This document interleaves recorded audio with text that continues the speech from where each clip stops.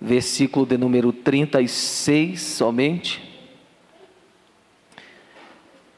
Estava falando com Deus. Crente tem que falar com Deus, né, irmãos? Isso não é utopia não, isso é verdade. Se você não falar com Deus, você vai falar com outra pessoa, você pode ter certeza disso, tá? Então o crente tem que falar com Deus. E aí eu vi aqui, eu estava pensando em outra mensagem, vi aqui no telão culto de libertação, e o Espírito Santo falou assim no meu coração: fala sobre libertação, fala sobre esta obra maravilhosa que Deus realiza na vida das pessoas que creem. Aí eu falei, amém, eu vou obedecer, aleluia. João 8, NVT, por favor, 36. Quando você vai encontrando, eu quero avisar o pessoal da escola. A palavra de Deus disse nisso: sabereis se sois meus discípulos, se amarem os meus mandamentos. Só ama o mandamento quem conhece, não é verdade? Então, para amar, você tem que conhecer qual é o mandamento. E se conhece estudando aos pés de Jesus Cristo, através do Espírito Santo, na vida dos mestres. E o pessoal da escola de ministros, terça-feira agora a gente tem um recesso, porque a gente está fechando as inscrições do próximo curso e último, ô glória, e último curso do ano. Você tem como dar um pouquinho mais de agudo aí, no meu, antes do ganho, lá em cima. E o último curso do ano, a gente não tem um tema, tá ótimo. A gente não tem um tema, mas eu já estou em oração, e domingo a gente já avisa qual vai ser a doutrina bíblica que estaremos aprendendo, reforçando nos nossos corações, amém? Então, você aluno aí, maior investimento, 2 investimentos que toda pessoa inteligente faz: primeiro em si mesmo, segundo em sabedoria, amém? Então, você tem a oportunidade de investir nisso aqui na escola. E lembrando que nós teremos a nossa confraternização dia 20 de dezembro, amém? E claro, antes da confraternização, nós temos também o Projetando, que vão ser 3 sextas-feiras. Vocês acharam que não ia ter o Projetando, meus irmãos? Não. Vamos entrar 2026 com uma palavra liberada de Deus sobre a nossa vida. Ninguém vira o ano sem uma revelação, né? Sem buscar uma direção, uma promessa de Deus para as nossas vidas, tá bem? A gente vai estar anunciando direitinho, mas nós vamos agora para a palavra do Senhor. Evangelho de João, capítulo 8, versículo 36, diz assim: portanto, se o Filho os libertar, vocês serão livres de fato. Nas versões mais tradicionais, vai estar escrito assim: se o Filho do Homem vos libertar, pois sereis verdadeiramente livres. Quem entendeu, ouvi aqui um aleluia, ouvi outro glória. Eu vou dar glória e aleluia por isso, porque essa mensagem é maravilhosa. Deus, fala conosco, nós te agradecemos de coração.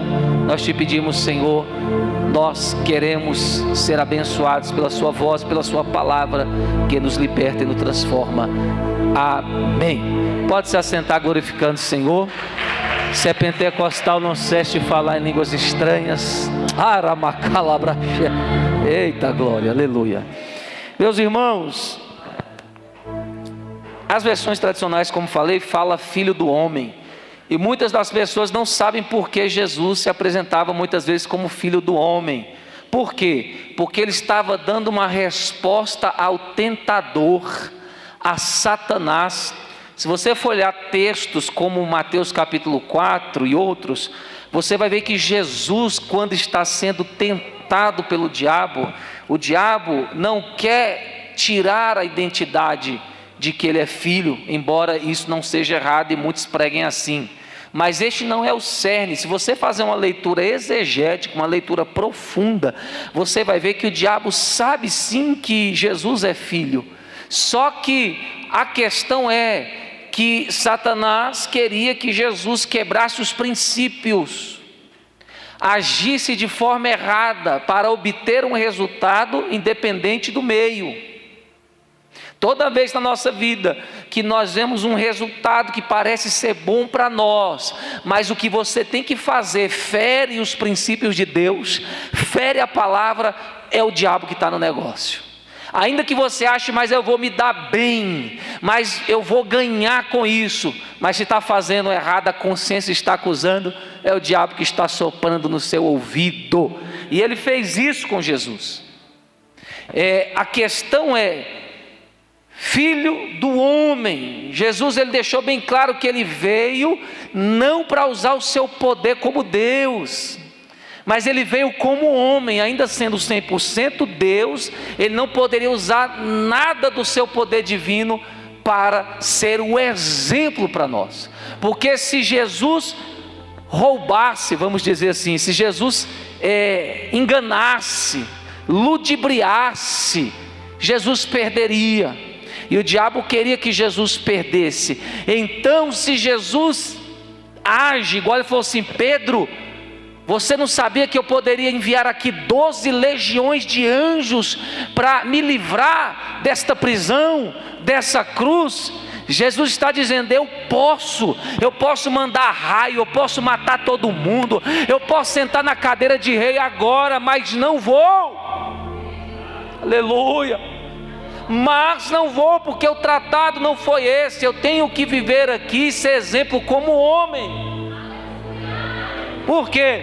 Porque se Jesus conseguisse ser exemplo de obediência ao Pai como homem, sem roubar, como está lá no livro, Paulo fala ali no Filipenses capítulo 5, que ele se esvaziou de toda a sua glória, abriu mão da sua deidade. Por ele ter conseguido cumprir essa tarefa como homem, todos os seres humanos acreditam que é possível obedecer a Deus. Eita glória, aleluia, louvado seja o nome do Senhor. Jesus é o ser, é a pessoa mais poderosa, mais inteligente que já houve e que possa existir, porque ele como homem conseguiu vencer o diabo. Eu hoje sou crente. Sabe por que você hoje é crente? Sabe por que você hoje ama a Deus, busca a Deus, vive a vida de Deus? Sabe por quê? Porque você olha para um Deus que veio como homem e conseguiu. Ou seja, irmãos, uma pessoa que tem contato com Deus só permanece nas trevas se quiser. Uma pessoa que tem uma experiência com Jesus só permanece no pecado ou debaixo do jugo do diabo se quiser. Por quê? Porque se o Filho do homem vos libertar, verdadeiramente sereis livres. Oh, aleluia! Este é o sonho do Pai realizado no sacrifício do Filho. Liberdade para mim, para você. Ser livre é uma coisa que só pode experimentar quem é tocado pela salvação em Cristo Jesus. Libertação é uma obra exclusiva, só Jesus pode realizar. Ninguém se liberta sozinho. Ninguém pode viver o padrão de Deus por conta própria. Só Jesus pode dar esta vitória a um ser humano. Um ser humano pode chegar aqui ou em qualquer outro lugar carente, necessitado, amarrado pelo diabo, e ele fala assim: eu não quero mais essa vida, eu quero ser liberto. Se Jesus fazer assim, então pá, receba, ele é liberto. Irmãos, a primeira vez que eu fui na igreja, que eu falei, eu vou buscar Deus, e eu recebi uma oração, num culto como esse, sexta-feira, irmãos, só aconteceu o seguinte: eu apaguei e caí no chão. Quando oraram por mim, foi a primeira oração oficial mesmo de imposição dentro da igreja, no templo. Montaram a mão, oraram, eu nem vi, na hora que falou, Deus, em nome de Jesus, eu já estava no chão. Quando levantei, eu já não era mais o mesmo. Eu já não era mais o mesmo. E eu não estou falando que Jesus faz as coisas sem a gente fazer nada, não. Eu estou falando que a partir daquele momento, eu tinha uma autoridade de dizer não às coisas que me prendiam. Eu tinha autoridade de rejeitar o que o diabo oferecia. Pergunto, o diabo parou de oferecer as coisas deles para mim? Não, aí que ofereceu mais. Só que nenhuma delas teve o poder de mexer comigo, porque quando Jesus liberta, está liberto. Quando Jesus cura, está curado. Quando Jesus salva, está salvo. Aleluia. Eu até não entendo esse negócio da pessoa todo culto está reconciliando. Aí que negócio é esse? Foi salvo, amanhã está no inferno. Foi salvo, amanhã está no inferno. Não, meu filho, Jesus, se Jesus salvou, está salvo. Agora quem tem que se alinhar e viver uma vida de filho salvo, obediente, é você. Aí não é Jesus que vai fazer isso. Eu sou liberto, mas se eu quiser voltar para a lama, eu volto. Eu sou salvo, mas se eu quiser ser um salvo lá comendo das bolotas dos porcos, eu vou ser um salvo comendo porcaria do diabo. É questão de escolha. Uns escolhem viver como filhos que são amados, mas correspondem ao amor do Pai. Quando eu fui liberto, foi isso que eu falei com Deus. Deus, eu vou ser aquele filho que além de amado, salvo, perdoado, eu vou corresponder ao seu amor. Eu vou fazer de tudo para ser aquele filho que corresponde, que tenta te agradar, que mostra que é grato. E outros não. A diferença é essa. Mas uma coisa que eu estou pregando aqui, porque eu vi o nome libertação, eu quero falar isso para vocês. O que é libertação? Eu falei que primeiro só Jesus pode fazer. É uma obra exclusiva dos homens. Não tem religião, não tem segmento de conduta, de regra religiosa que liberta ninguém. É fé em Jesus. E acabou. Religião é uma pessoa. Religar no latim significa religar o homem a Deus. Foi Jesus que fez isso. Agora eu pergunto, o que é libertação? Tem gente, tem meses, tem anos aqui na IPMA. Você nunca imaginou que o pastor ia perguntar para você o que é ser liberto? E aí? Se eu perguntasse hoje aqui, ei meu irmão, você que é liberto aqui, que está com a gente, o que é ser liberto? Você saberia responder? Com toda sinceridade, pastor, não saberia não. Eu não sei. Enfim, irmãos, o que é ser liberto? Pelo menos de uma forma rápida dentro desse contexto. A primeira coisa, libertação vai empreender a quebra de prisões espirituais do pecado. Você já viu aquela pessoa que nunca consegue sair de uma prisão de pecado? Nunca conseguiu sair de um vício, de uma situação ruim, sabe? Ser livre de demônios. A primeira coisa que a libertação faz é quebrar as prisões do pecado. Ou seja, tem gente que peca porque é escravo. Jesus falou assim, o filho, ele permanece sempre na casa. Mas vocês, que era o público que ele estava se dirigindo, que se achavam salvos, que se achavam filhos de Abraão, ele falou, não, vocês não são filhos de Abraão ainda não. Para vocês serem filhos de Abraão, vocês vão ter que ter um contato, uma experiência com a minha palavra e aceitá-la no coração. Se a minha palavra não entrar no coração de vocês, vocês não vão ser livres, vocês são escravos. Todo mundo nasce escravo. E aqui quando nós falamos de prisões espirituais do pecado, é uma coisa que só Jesus pode quebrar. Eu tenho experiências na minha vida de muitas situações que eu tentei mudar e nunca consegui.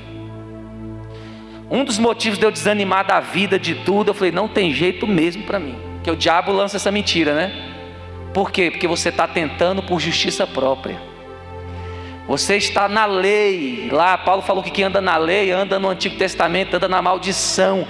E se alguém pregar um evangelho diferente da graça, que é só Jesus que pode salvar alguém, que seja anátema, maldição. Deus não aceita justiça própria. Eu, na minha justiça própria, queria mudar, queria, Léo, quebrar as correntes com o pecado. Nunca consegui. Aí quando eu desisti, falei, eu não quero mais saber nem da vida, porque não tem jeito mesmo. Aí Deus falou, não, agora que você vai entender como é que acontece isso que você tanto quer.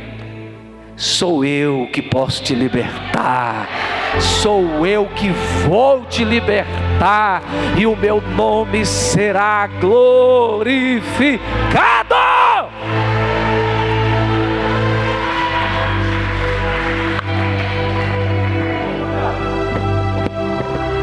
Aleluia, glória a Deus. Meu irmão, estou pregando Jesus, libertação, coisa maravilhosa, aleluia, é muito bom. Tem uma experiência pessoal com libertação. Depressão, a maioria das pessoas vem parar na igreja, são vítimas de depressão. O médico fala, não fala para a pessoa, mas entre eles não tem cura. A ciência diz, é algo espiritual. E aí a pessoa vem e é liberta, é curada. Quem faz isso? Jesus. O Jesus que está aqui, nesse altar, que às vezes você acha que não está, mas está. Ele faz. Aleluia. Os médicos dão farinha, açúcar em comprimido para a pessoa, para acalmar a pessoa toma lá e pensa que está sendo medicada, porque sabe que é uma coisa que só Deus pode fazer. Eu vi um testemunho de uma cantora, que ela estava com câncer, e ela, mesmo com câncer, ela continuou cantando, e às vezes ela desmaiava de fraqueza, porque o estágio da doença já estava muito alto, e ela orando, conversando com os pastores, muitos pastores que ela conhecia não ajudaram, mas enfim, Deus levantou uma pessoa e conseguiu uma vaga para ela no melhor hospital de São Paulo, que é o Sírio-Libanês. Ela foi para lá e ela fez uma oração. Ela falou, Jesus, eu só entro nessa sala se o Senhor entrar comigo. Ela pediu, a mulher de fé, uma ministra de louvor ungida, sabe? E aí marcaram a cirurgia, já tinha caído cabelo, fraquinha. Aí quando ela chegou, que ela entrou na sala para a cirurgia, os médicos chegaram. Quando os médicos chegaram, eles ficaram 1 minuto de silêncio, e ela ficou assim olhando a situação e tomou anestesia, apagou. Quando ela acordou, ela lembrou, e ela falou assim, por que os médicos tudo fizeram uma roda e ficaram assim de cabeça baixa, 1 minuto calado? Aí sabe que a enfermeira respondeu, auxiliar para ela? É porque aqui nesse hospital, quando um médico vai fazer uma cirurgia e o homem de branco chega, eles ficam 1 minuto de silêncio em reverência, porque é ele que vai fazer a cirurgia.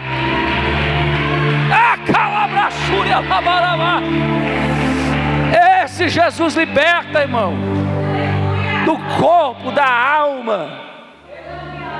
Tudo que for, onde houver uma prisão, é o que eu profetizo, onde houver uma prisão espiritual na vida de alguém, Jesus já quebrou na cruz. É só você tomar posse e glorificar o nome dele.